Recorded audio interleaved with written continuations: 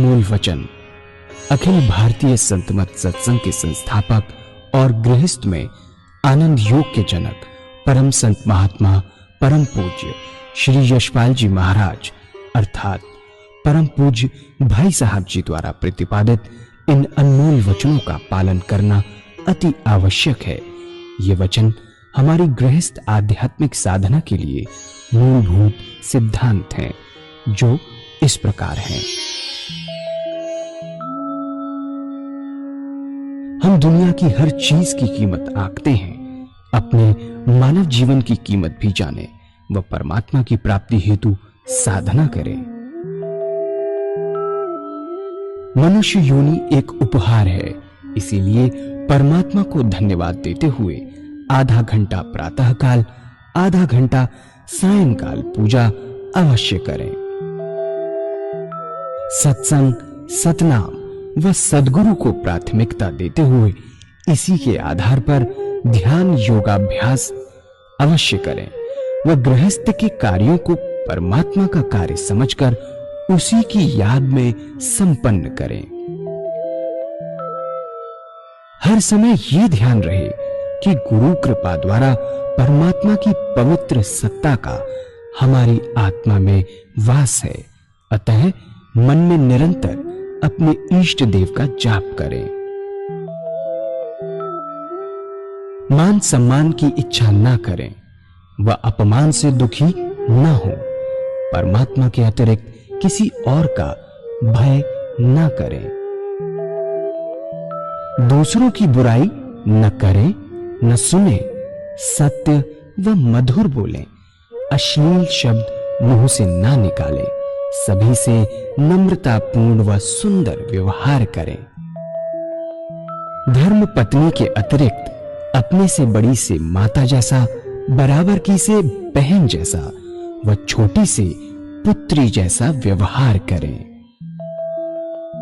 सांसारिक जीवन यापन की आवश्यकताएं अंतहीन है, इसलिए अधिक से अधिक समय सत्संग में व धन परोपकार में खर्च करें। याद रखें, न स्त्री माया है, न धन दौलत, न ही परिवार। माया वह है जो हृदय को परमात्मा से दूर हटा दे। अतः निरंतर सत्संग और सद्गुरु की शरण में रहने का प्रयास करें। भोजन अपने इष्ट को अर्पण कर प्रसाद रूप में परमात्मा की याद में करें। रात्रि में सोने से पहले अच्छे बुरे कार्यों का आत्मनिरीक्षण कर उसका समुचित पश्चाताप करते हुए ध्यान करें व प्रभु की गहरी याद में ही विश्राम करें। परमात्मा तू ही है, तेरी इच्छा पूर्ण हो।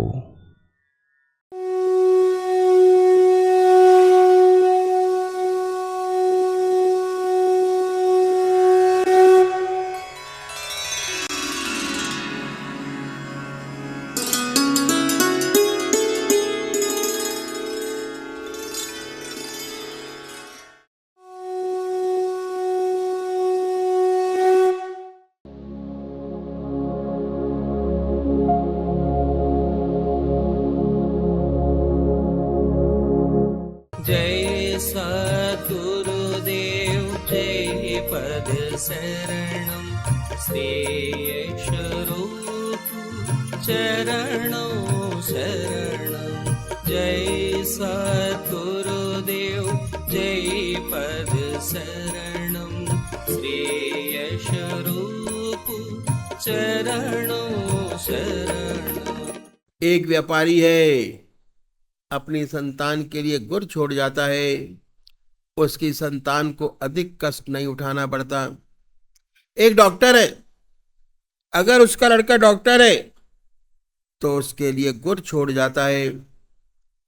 उस बच्चे को अपना क्लिनिक चलाने में दिक्कत नहीं आती। इंजीनियर है, अपने बच्चों के लिए गुड़ छोड़ जाता है। इस तरह हमारे सिलसिले के जो संत महात्मा हुए, ये गुड़ छोड़ गए। ये हम कैसे इस रास्ते को आसानी से तय करें? कैसे आसानी से 24 घंटे का ध्यान प्राप्त हो, कैसे आसानी से निष्काम कर्मता प्राप्त हो, मैं इन गुणों को आपके सामने रखूंगा। अगर आपको अच्छे लगते हैं, अपने जीवन में इन्हें ढालें, अपनाएं। अगर अपनाएंगे तो इससे आपको विशेष लाभ होगा। इन संत महात्माओं ने, सदगुरुओं ने सारे साधन को 3 भागों में बांटा और दिन के 24 घंटों को भी 8-8 घंटे के हिसाब से 3 भागों में बांटा। साधन का पहला स्टेप पूरा कर लेने से 24 में से 8 घंटे आपके अपने हो जाएंगे। साधन का दूसरा स्टेप पूरा कर लेने से 16 घंटे आपके अपने हो जाएंगे और साधन का तीसरा स्टेप पूरा कर लेने से 24 के 24 घंटे परमात्मा की याद बनी रहेगी और सच्ची निष्काम कर्मता आपको प्राप्त होगी। अभी मैं साधन की पहली सीढ़ी आपके सामने रखूंगा जिसमें 8 घंटे आपके अपने हो जाएंगे। पहली बात संतों ने बताई कि परमात्मा ने बड़ी असीम दया कृपा कर हमको मनुष्य योनि प्रदान की है। ये उसके सबसे बड़ी देन है जो हमें प्राप्त है। मनुष्य योनि एक ऐसी योनि है जिसमें परमात्मा ने हमें विवेक बुद्धि दी है, कर्म करने का स्वाधीनता दी है। बाकी 84 लाख भोग योनियां हैं, बड़ी दया करके हमें ईश्वर ने मौका दिया और हमें इस अवसर का पूरा पूरा लाभ उठाना चाहिए। कहा है, बड़े भाग्य मानुष तन पावा, सुर दुर्लभ सद ग्रंथन गावा, साधन नाम मोक्ष कर द्वारा, पै न जही पर लोक सवारा।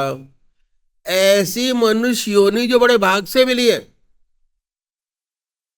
जिसके लिए देवता भी तरसते हैं, क्योंकि मनुष्य योनि एक ऐसा साधन का क्षेत्र और मोक्ष का दरवाजा है। इसमें परमात्मा ने हमें विवेक बुद्धि दी है, कर्म करने का अधिकार दिया है। यदि हम चाहें प्रगतिशील हो तो उस परम पिता परमात्मा को प्राप्त कर सकते हैं। ये ऐसी योनि है, इसके लिए देवता लोग भी तरसते हैं। तो ऐसा अवसर ईश्वर ने हमें दिया है, हमें इसका पूरा पूरा लाभ उठाना चाहिए। जितने धर्म हुए, जितने संत महात्मा हुए, सबने इस मनुष्य योनि की भूरी भूरी प्रशंसा की है। कबीर साहब ने कहा है कि कबीरा, हर की भक्ति कर, तज विषया रस चौच, बार बार नहीं पाई है मानस जन्म की मौज। इस सेवा के गुरुदेव कहा करते थे कि विषय वासना के आनंदी, मिथ्या जन्म बिगार, मानस जन्म गरीब न फिर कर ले हरि सो प्यार। ऐसा सुंदर अवसर परमात्मा ने हमें दिया है। हमारे महर्षियों ने बताया कि चाहे हम गृहस्थी हो चाहे सन्यासी, आपको आधा घंटा प्रातः संध्या वंदना अवश्य करनी चाहिए और आधा घंटा सायंकाल। ये 2 समय निश्चित कर दिए और हमारे देश में 99% लोग परमात्मा को मानते हैं और अपने किसी न किसी ढंग से परमात्मा की पूजा भी करते हैं। बहुत से लोग तो आधा घंटे से ज्यादा भी करते हैं। लेकिन यदि उनसे पूछें कि आपको इस पूजा का क्या लाभ हुआ, तो 4 बात बताने के खामोश हो जाते हैं। पहली बात यह कि भाई ईश्वर का नाम लेना अच्छी बात है, हमारे घर में मंदिर है, हमारे दादाजी पूजा करते थे, हमारे पिताजी पूजा करते थे, हम करते हैं, हमारे बच्चे भी करते हैं, अच्छा है, गॉड फियरिंग है। और आप इससे ज्यादा क्या चाहते हैं? अगर हम ये पूछें कि इसका कोई आंतरिक लाभ हुआ, तो ऐसे बहुत कम लोग होंगे जो कहेंगे हुआ। इन संतों ने कहा कि हम एक तरीका बतलाते हैं, यदि आप इस तरीके से पूजा करेंगे आपको विशेष लाभ होगा। और ऐसा तरीका उन्होंने बताया जिसे हर कोई अपना सके, चाहे किसी भी मजहब का मानने वाला हो, किसी भी धर्म का अनुयायी हो, अपने धर्म के मत पर चलते हुए कर सके, ऐसी बात बतलाई। और वह मैं तरीका आपके सामने रखता हूं। संसार में हर मजहब में दो तरीके के व्यक्ति हैं, एक साकार पुजारी, दूसरे निराकार। और ये बहुत पुराने जमाने से चले आ रहे हैं, नई बात नहीं है। इनमें आपस में झगड़े भी होते हैं, इनमें आपस में वाद विवाद भी चलते हैं, लेकिन ये सब होते हुए आज तक दोनों कायम है। बात ऐसी है कि मनुष्य का स्वभाव कुछ ऐसा ही है, किसी को चेहरे से प्यार होता है, किसी को शक्ल से प्यार होता है, किसी को मूर्ति से प्यार होता है। कुछ लोग ऐसे हैं जिन्हें शक्ल से प्यार नहीं होता। जिन्हें शक्ल से प्यार होता है वह साकार पुजारी, और जिन्हें शक्ल से प्यार नहीं होता वो निराकार।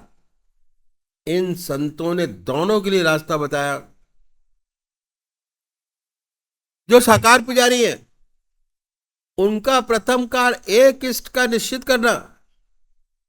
अपनी आत्मा से पूछिए कि भगवान की कौन सी मूर्ति आपको सबसे ज्यादा प्यारी लगती है, जिसमें आप भगवान की सबसे ऊंची भावना डाल सकते हैं, उसे अपनाएं, उसे अपना इष्ट माने, उसी की पूजा करें, उसी का ध्यान करें, उसी को याद करें, उसको कभी बदले नहीं। ऐसा नहीं कि कभी आप राम की पूजा करें, कभी कृष्ण की, कभी मां की। दरअसल रोज रोज बदलेंगे तो इसका विशेष लाभ नहीं होगा। पूजा का जो मकसद है वह चित्त की एकाग्रता प्राप्त करना है। और उससे ऊपर उठे तो मैं कहूंगा कि चित्त की वृत्तियों का निरोध प्राप्त करना। ऐसी हालत जिसमें विचार शून्यता आ जाए वो जब ही हो सकता है जब आपका एक इष्ट हो। पूजा कैसे करें? कुशा या कंबल का आसन हो, धूप बत्ती अगरबत्ती जलाएं, साफ सुथरी चादर बिछी हो। जो रात्रि के वस्त्र हैं उन्हें बदल कर बैठे। अगर किसी वजह से स्नान नहीं कर सकते कोई बात नहीं, उसके बाद कल्पना करें कि आपका इष्ट सशरीर आपके सामने विद्यमान है। उसके बाद कोई भक्ति भरा भजन गाइए तो क्या होगा? आपके बहिर्मुखी विचारों की दुनिया से हटकर मन ईश्वर की तरफ लग जाएगा। और इसके बाद जब आप ध्यान करेंगे तो ध्यान बनेगा। पहले बाहर ध्यान बनाइए, बाहर देखिए अपने इष्ट को। और जब बाहर ध्यान बन जाए अच्छा, उस पवित्र मूर्त को हृदय में उतारिए, बैठाइए बड़े प्यार से, इतने प्यार से कि ना कोई दूसरा विचार रह जाए ना ख्याल। हमारी आत्मा हमारे मन को देखती रहती है, बताती रहती है कि अब क्या सोच रहे हैं। जब मन हट जाए फिर प्यार से इसी मूर्ति पर जमाए, फिर ना कोई विचार रहेगा ना ख्याल। जब चेतन अवस्था में लौटेंगे तो उसी के ध्यान में लौटेंगे। उस समय आपको बड़ी सुंदर अनुभूति होगी कि आपका हृदय मस्तिष्क अनुपम आनंद से भर गया। जितना मस्तिष्क पर भार था वो हल्का हो गया। ये है पूजा का तरीका जिन महात्माओं ने बताया साकार पुजारियों के लिए कि यदि ऐसे पूजा करेंगे विशेष लाभ होगा। चित्त की एकाग्रता प्राप्त होगी, सुषुप्ति की अवस्था प्राप्त होगी और सुषुप्ति से सहज समाधि में प्रवेश करेंगे। दूसरे भाई ये जो निराकार भगवान के उपासक है, जो परमात्मा की मूर्ति को नहीं मानते, वे भगवान के नाम को पकड़े और उस नाम को चुने जो आपकी आत्मा को सबसे सुंदर, अच्छा लगता हो और सहज भाव से निकलता हो, प्यारा लगता हो। कोई ना कोई नाम से तो याद करते ही होंगे। हिंदू भाई ओम, मुस्लिम भाई अल्लाह, सिख भाई वाहगुरु, क्रिश्चियन भाई क्राइस्ट या गॉड। जो आपकी आत्मा को अच्छा लगे उसे चुनिए, जो नाम आपकी आत्मा को प्यारा लगे उसे पकड़े। फिर आसन तो वही है, सुख आसन से पलौती लगाकर बैठे, हृदय की तरफ निगाह करें, आनंदमयी अवस्था बनाएं और ये ख्याल करें कि जब आपका हृदय दुख दुख करता है, जो हार्ट बीट में से ओम नाम निकल रहा है या जो नाम चुना है वह निकल रहा है, हृदय ओम ओम कह रहा है, जवान नहीं कह रही, हृदय की हर धड़कन के साथ ओम ओम ओम मानसिक जाप कर सकते हैं जब तक ये आवाज सुनाई ना दे। धीरे धीरे ऐसी अवस्था आती है कि आपको बहुत स्पष्ट सुनाई देने लगता है कि हृदय से ओम की आवाज निकल रही है। ऐसी हालत पैदा होती है कि ना कोई दूसरा ख्याल रहता ना विचार, ऐसे उसमें तल्लीन हो जाते हैं कि अपना होश नहीं रहता, अपने आप से गायब हो जाते हैं। विचार शून्य अवस्था प्राप्त होती है। जब चेतन अवस्था में आते हैं, वही नाम सुनते हैं, फिर हमें एहसास होता है बड़े आनंद का कि हमारा मस्तक अनुपम आनंद से भर गया, बड़ी शांति मिली। इन संतों ने तरीका पूजा का बतलाया। यदि हम ऐसे पूजा करेंगे तो हमें विशेष लाभ होगा, चित्त की एकाग्रता हमें प्राप्त होगी, सुषुप्ति की अवस्था में प्राप्त होगी और धीरे धीरे आत्मा और उस परमात्मा का अनुभव होने लगेगा और एक दिन ऐसा आएगा कि उससे एकाकार हो जाएंगे और ज्योति से ज्योति मिल जाएगी। इन संतों ने इस बात का विशेष ध्यान रखा कि हमारे काम का सामान लिया जाए। पहली सीढ़ी का दूसरा सब स्टेप, हर मनुष्य भोजन करता है और भोजन करने में आधा घंटा दोपहर को और आधा घंटा रात्रि को लगाता है। ये समय ऐसा है कि खाली है, दुनिया के व्यवहार का कोई काम नहीं कर रहे होते। इस भोजन के तरीके में थोड़ा परिवर्तन लाना पड़ेगा, जो मैं आपके सामने रखूंगा। वेस्टर्न कल्चर की हमारे ऊपर छाप पड़ी और हमारा स्टैंडर्ड हाई फूड ऊंचा हो गया। पहले जमीन पर बैठकर हम भोजन करते थे, अब मेज कुर्सी पर बैठकर भोजन करते हैं। कोई नुकसान नहीं, इस बात में कोई हर्ज नहीं, पर नुकसान क्या है कि जितने दुनिया के वार्तालाप है वो हम खाने की मेज पर करते हैं, क्योंकि हमने अपने आप को वेस्टर्नाइज कर लिया, पश्चिम सभ्यता को अपना लिया। अगर आप आध्यात्मिक जिंदगी चाहते हैं तो इस तरीके में तब्दीली लानी होगी। परिवर्तन क्या है कि जैसे ही भोजन आपके सामने आए, आप उस भोजन को अपने इष्ट के अर्पण कर दीजिए, उनको याद कीजिए और हर ग्रास हर कौर अपने इष्ट की याद में खाएं।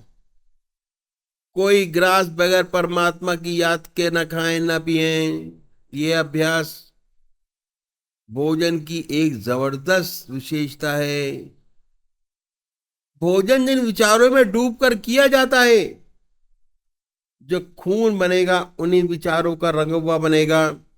अगर आप भोजन भगवान की याद में करेंगे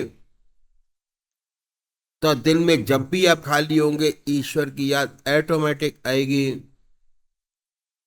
भक्ति के लिए जब तक आपका खून नहीं बदल जाता भक्ति नहीं आती। भगवान श्री कृष्ण ने गीता में साधक की दृष्टि से 4 विशेष बात बतलाई। पहला आहार की शुद्धि, दूसरा विहार की शुद्धि, तीसरा अभ्यास, चौथा वैराग। तो ये आहार की शुद्धि जो हमें करनी है, इन संतों ने बड़ा आसान तरीका बताया कि कैसे सहूलियत से हो जाए, क्योंकि आपके पास टाइम बहुत है करने के लिए। परमात्मा ने मनुष्य योनि को सबसे ज्यादा समय दिया 100 साल का। बाकी कोई भी योनि ऐसी नहीं है जिसे इतना लंबा परमात्मा ने टाइम दिया हो। ये मनुष्य योनि इसलिए दी है इतना टाइम कि काम करते करते मेरे को याद कीजिए और मेरे में समर्पित होके, और जितनी भी आपके साथ योनियां हैं उनकी सेवा कीजिए। ये है पहली आहार की शुद्धि, दूसरी विहार की शुद्धि, तीसरा अभ्यास, चौथा वैराग। इन संतों ने इतना आसान तरीका बताया, यदि इस तरीके से भोजन करेंगे जो खून बनेगा वह परमात्मा की याद का रंगा हुआ बनेगा। और जब भी आप खाली होंगे स्वतः ईश्वर की याद आएगी, दूसरी तब मन नहीं जाएगा। और जब खाली होंगे, क्योंकि आप भोजन परमात्मा की याद में कर रहे हैं और पूजा में भी आप जो है परमात्मा की याद करते हैं, तो क्या हुआ, ये आधा घंटा दोपहर भोजन का जितना समय आपने पूजा में लगाया, अगर आधे घंटे का समय आपने पूजा में लगाया तो भोजन में भी उतना ही समय लगाइए। तो आधा घंटा दोपहर भोजन का, आधा घंटा रात्रि भोजन का समय ऑटोमेटिक पूजा में बदल जाएगा।